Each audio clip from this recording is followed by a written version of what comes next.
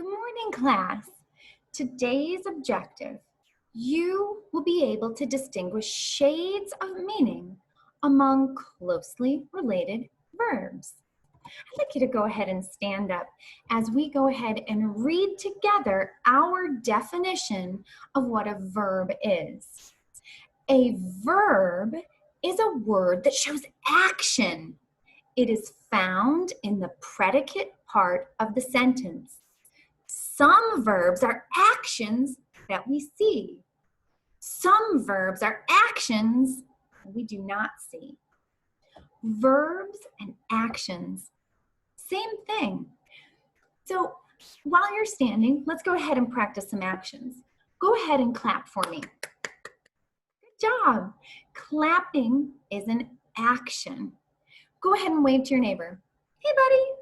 Waving is an action. Those are verbs. Now, English has a lot of common verbs that we use, so we're going to go ahead and look at a few of those. Let's look at this first one. Kick. Kick. So kicking Ski. is an action. Skiing. Oh, I love this about the north. All the snow, skiing down here. Smile. It's a verb. Smiling. I do hope you brought your best today. That's right. These are verbs. These are common actions that we have. So, as we said earlier, actions can be ones you see. Actions can be verbs that you can't see. Let's go ahead and let's use our chat box. And if it's going to be A, I'd like you to go ahead and put an A in the chat box if it's going to be one of these orange words. If your answer is one of the gray words, I'd like you to put the letter B in the chat box. What I'd like us to look at is I'd like us to look at these two words, think and eat. They're both verbs.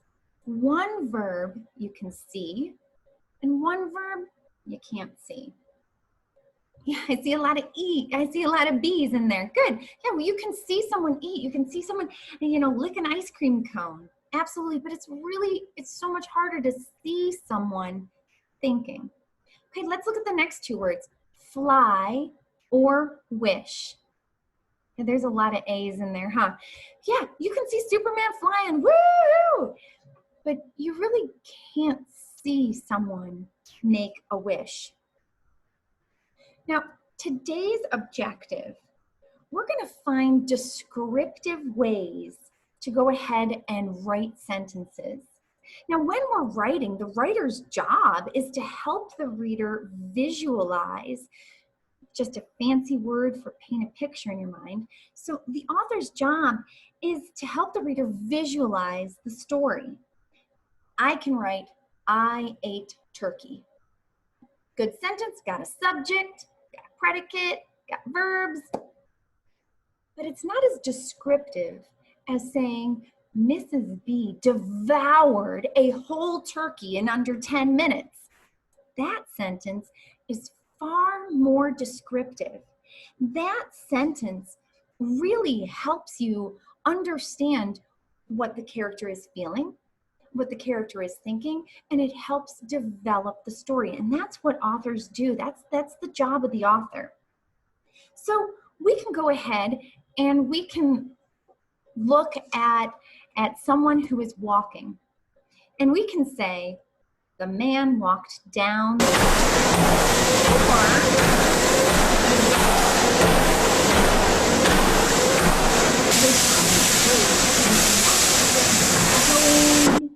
he's skipping.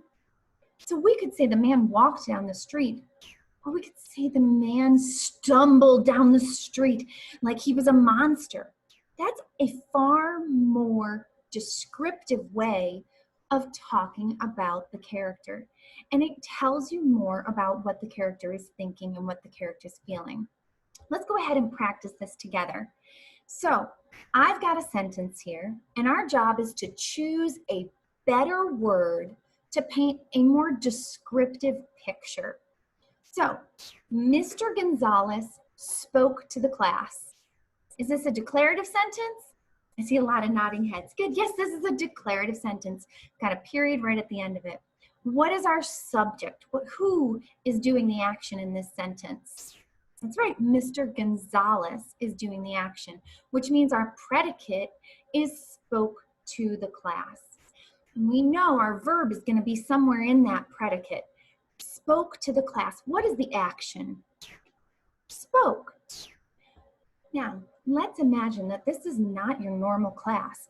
Let's imagine that this is a class full of monkeys, and there's monkeys hanging from the ceiling and monkeys breaking windows and throwing chairs all around. Would Mr. Gonzalez say, "Settle down, class"? Probably not. Probably not. Mr. Gonzalez is probably going to raise his voice, right? So how can we make this sentence more descriptive? By changing the verb. How can we go ahead and change the verb spoke to be a much more descriptive way to talk about this class? Sure, I hear that. Yeah, we could say Mr. Gonzalez yelled to the class. Mr. Gonzalez screamed to the class. Mr. Gonzalez roared to the class. These are far more descriptive ways of talking about our verb and talking about our sentence. Now, go ahead and pull out your homework assignment, Puppy Patrol. Now, this assignment is due on Friday. And remember, I am available anytime you run into a problem. You have all my contact details available to you. What I want you to do in this homework sheet is I want you to be as descriptive as possible. I don't want you to just say Mr. Gonzalez spoke to the class. I want you to say Mr. Gonzalez roared to the class. Thanks for a great class today, guys. Have a great and wonderful day, and I'll see you tomorrow.